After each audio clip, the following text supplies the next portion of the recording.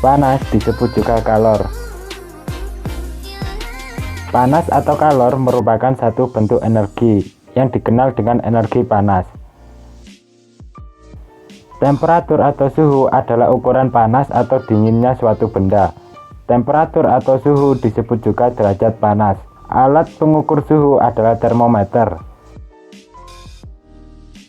Panas atau kalor dapat merambat atau berpindah.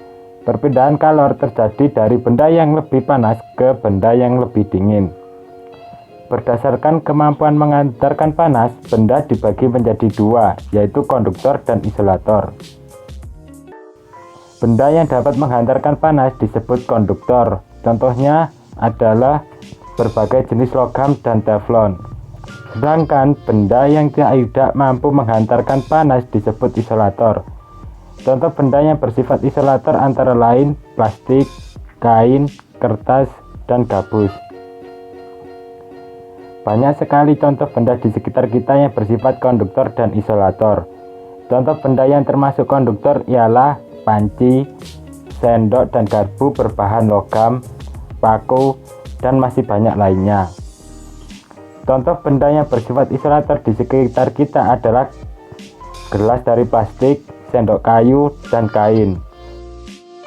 Untuk membuktikan sifat benda konduktor dan isolator, mari melakukan percobaan berikut.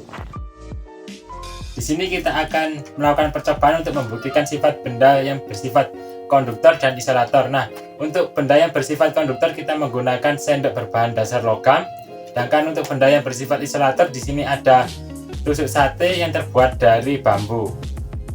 Pertama-tama kita nyalakan lilinnya. Nah, untuk melakukan percobaan ini harus dilakukan dengan bantuan orang dewasa karena ini membahayakan karena berurusan dengan api. Nah, di sini kita taruh benda yang bersifat konduktor. Di salah satu sisinya kita letakkan di atas api dari lilin. Nah, di sisi satunya kita letakkan lilin yang bongkahan. Nanti kita lihat apakah meleleh atau tidak.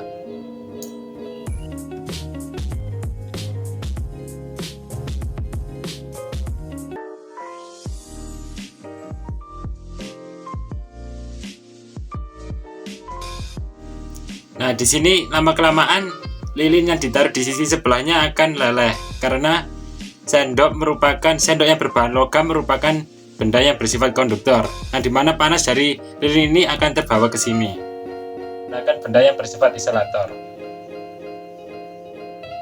Nah, kita perhatikan dan kita amati apakah lilin yang di sebelah sini akan meleleh atau tidak.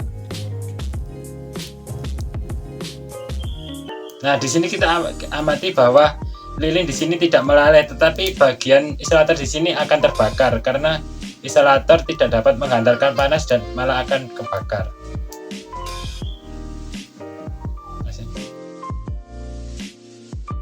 Konduktor dan isolator banyak dimanfaatkan untuk membuat berbagai peralatan yang kita gunakan dalam kehidupan sehari-hari, seperti peralatan memasak, peralatan listrik, termos, baju, dan sarung tangan, dan masih banyak lainnya. Peralatan memasak seperti penggorengan terbuat dari logam, aluminium, baja, stainless steel, dan teflon yang merupakan konduktor agar panas dari api cepat berpindah ke penggorengan sehingga makanan cepat matang. Selain itu, tangkai atau pegangan penggorengan terbuat dari bahan ebonit yang bersifat isolator agar panas tidak cepat berpindah ke tangkai sehingga saat kita memegang penggorengan, tangan kita tidak terasa panas.